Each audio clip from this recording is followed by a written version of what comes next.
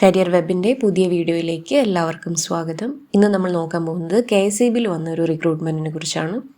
ജനുവരി 7-നാണ് recruitment notification വന്നത്. നല്ലൊരു അവസരമാണ്, ആരും മിസ്സാക്കരുത്. നോട്ടിഫിക്കേഷൻ വിശദമായിട്ട് നമുക്ക് നോക്കാം. Applications are invited from sports persons who have any of the following achievements in basketball, volleyball, football, tennis, badminton, shuttle. അതായത് 5 ഐറ്റമാണ് പറഞ്ഞിരിക്കുന്നത്. അതിൽ basketball men and women, volleyball men and women പറയുന്നുണ്ട്. ബാക്കി എല്ലാ ഐറ്റവും മെൻ മാത്രമാണ് പറയുന്നത്. അതായത് സ്പോർട്സ് കോട്ട റിക്രൂട്ട്മെൻ്റ് ആണ് KSEBയിൽ വന്നിരിക്കുന്നത്. താഴെ 5 ക്രൈറ്റീരിയ പറയുന്നുണ്ട്.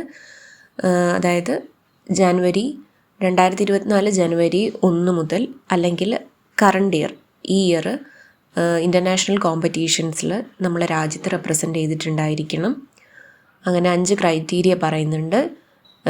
അപ്ലൈ ചെയ്യാൻ ആഗ്രഹിക്കുന്നവർ വിശദമായിട്ടത് വായിച്ചു നോക്കേണ്ടതാണ്. അതിന് താഴെ ഏജ് പറയുന്നുണ്ട്. 18 വയസ്സ് മുതൽ 24 വയസ്സ് വരെയാണ് ഏജ് പറയുന്നത്.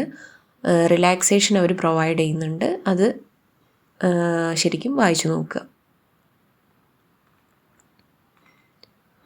സെലക്ഷൻ പ്രൊസീജിയർ എങ്ങനെയാണെന്ന് വെച്ച് കഴിഞ്ഞാൽ selection of candidates for appointment will be determined by the total marks obtained on the basis of achievements in the field of sports games as given in paragraph 1. അതായത് above paragraph വായിച്ചു നോക്കുക. Number of vacancies വന്നിരിക്കുന്നത് basketball 1 vacancy, basketball women 2 vacancy, volleyball men 2 vacancy, volleyball women 4 vacancy, football 3 vacancy, badminton shuttle 1 vacancy, tennis 1 vacancy. ഇതിൽ അവരൊരു selection committee ഉണ്ടായിരിക്കും. അതിൽ Kerala state sports കൗൺസിലിലെ അവർ ആയിരിക്കും അത് അനലൈസ് ചെയ്യുന്നത്. അതിനുശേഷം Kerala state electricity board KSEB നടത്തുന്ന ഒരു സെലക്ഷൻ പ്രൊസീജിയർ, സെലക്ഷൻ ട്രയൽ ഉണ്ടായിരിക്കും. അതിനുശേഷം ഒരു ഇൻ്റർവ്യൂ കഴിഞ്ഞിട്ടായിരിക്കും മെറിറ്റ് ലിസ്റ്റ് പ്രിപ്പയർ ചെയ്യുന്നത്.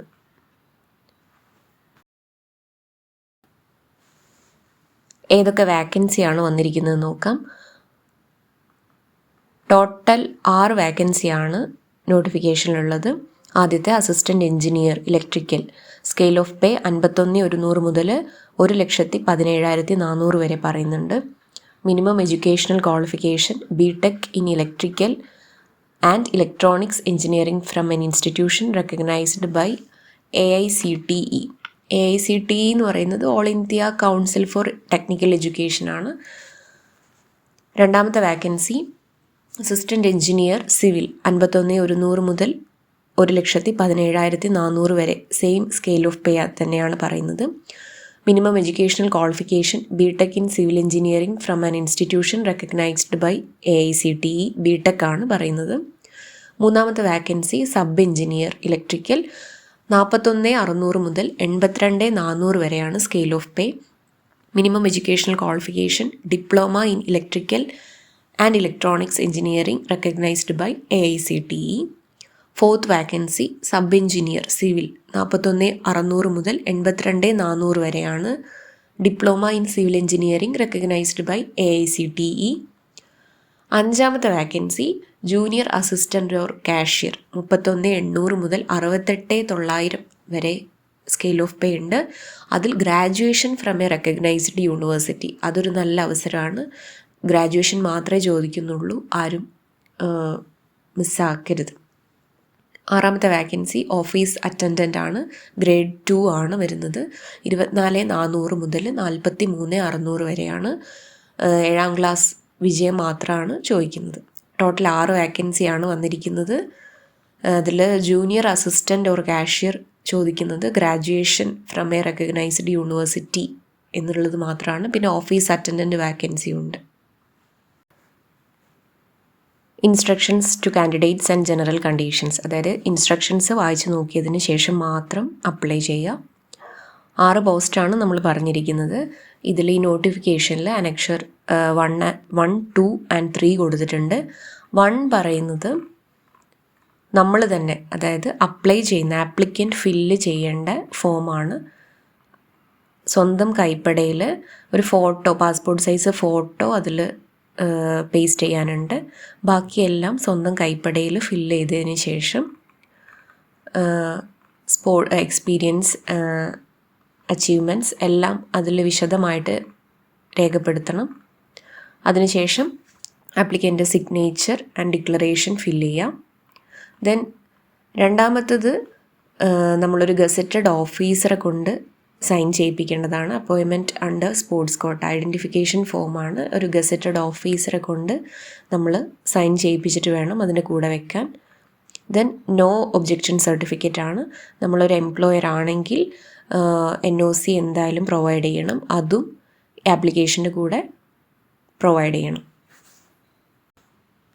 ദെൻ ആപ്ലിക്കേഷൻ ഫീ പറയുന്നുണ്ട് 500 രൂപയാണ്. 500 രൂപയുടെ ഡിമാൻഡ് ഡ്രാഫ്റ്റ് നമ്മൾ ഈ അഡ്രസ്സിലാണ് എടുക്കേണ്ടത്. Application fee will not be refunded in any case. Application fee once അത് പേ ചെയ്ത് കഴിഞ്ഞാൽ ഒരിക്കലും അത് റീഫണ്ട് ഉണ്ടായിരിക്കില്ല എന്ന് നോട്ടിഫിക്കേഷനിൽ പ്രത്യേകം പറയുന്നുണ്ട്. പിന്നെ ഈ ആപ്ലിക്കേഷൻ്റെ കൂടെ ആപ്ലിക്കേഷൻ നമ്മൾ എന്തായാലും പോസ്റ്റലായിട്ട് താഴെ കാണുന്ന ഒരു അഡ്രസ്സിലേക്ക് അയക്കുകയാണ് വേണ്ടത്. എന്തൊക്കെ ഡോക്യുമെൻറ്റ്സ് ആണ് ആപ്ലിക്കേഷൻ്റെ കൂടെ അറ്റാച്ച് ചെയ്യേണ്ടത് എന്ന് താഴെ പറയുന്നുണ്ട്. Copies of documents in support age and date of birth. പ്രായം തെളിയിക്കുന്ന age and date of birth തെളിയിക്കുന്ന കോപ്പി അറ്റാച്ച് ചെയ്യണം. അതായത് നിങ്ങൾ SSLC ബുക്ക് അതിൻ്റെ കോപ്പി അതിൽ അറ്റാച്ച് ചെയ്യണം. Copies of documents to prove educational qualification including mark list and experience. അതായത് നിങ്ങളെ എഡ്യൂക്കേഷണൽ ക്വാളിഫിക്കേഷൻ സ്പോർട്സ് കോട്ട ആയതുകൊണ്ട് തന്നെ അതിൻ്റെ ക്വാളിഫിക്കേഷൻ കാണിക്കുന്ന എല്ലാ ഡോക്യുമെൻറ്റ്സും അതിൽ പ്രൊവൈഡ് ചെയ്യണം. Copies of documents obtained from sports associations, universities. അതിൽ സ്പോർട്സ് അസോസിയേഷൻസ്, യൂണിവേഴ്സിറ്റീസ് പ്രൊവൈഡ് ചെയ്ത എല്ലാ ഡോക്യുമെൻറ്റ്സും അതിൽ പ്രൊവൈഡ് ചെയ്യണം. 2 copies of recent passport size photographs of the candidate, one pasted and signed by the candidate on the application form and the other with the identification certificate. അതായത് passport size photograph അതിൽ attach ചെയ്യണം. ഇത്രയും കാര്യങ്ങളാണ് നോട്ടിഫിക്കേഷനിൽ പറയുന്നത്.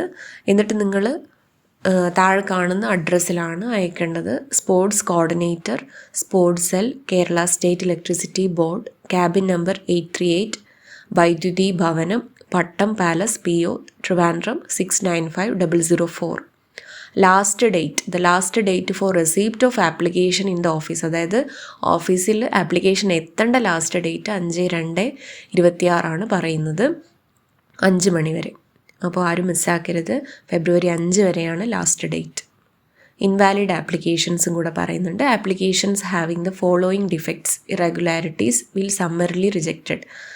Application fee pay ചെയ്തിട്ടില്ലെങ്കിൽ, incomplete ആണ് application എങ്കിൽ, സൈൻ ചെയ്തിട്ടില്ലെങ്കിൽ, ഫോട്ടോഗ്രാഫ് ഒന്നും അറ്റാച്ച് ചെയ്തിട്ടില്ല, ഡോക്യുമെൻറ്റ്സ് വേണ്ടത് പ്രൊവൈഡ് ചെയ്തിട്ടില്ലെങ്കിൽ ആപ്ലിക്കേഷൻസ് എന്തായാലും റിജക്റ്റ് ചെയ്യുമെന്ന് അതിൽ പറയുന്നുണ്ട്.